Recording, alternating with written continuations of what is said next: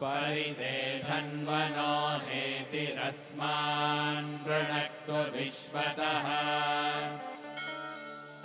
अथो यहिषुधिस्तवारे अस्मन्निधेहितम् नमस्ते अस्तु भगवन् विश्वेश्वराय महादेवाय त्रयम्बकाय त्रिपुरान्तकाय त्रिकाग्निकालाय कालाग्निरुद्राय नीलकण्ठाय मृत्युञ्जयाय सर्वेश्वराय सदाशिवाय श्रीमन्महादेवाय